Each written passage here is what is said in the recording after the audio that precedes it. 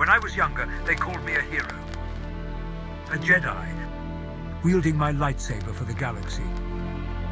But back then, I was just a boy, chasing an ideal, a light, in a dark, endless war.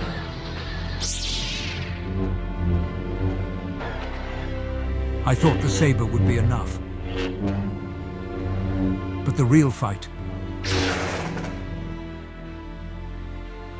was always within me.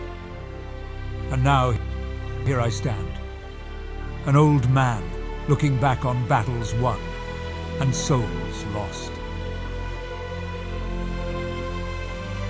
If you win the battle within, then the wars we face outside will fade into the shadows,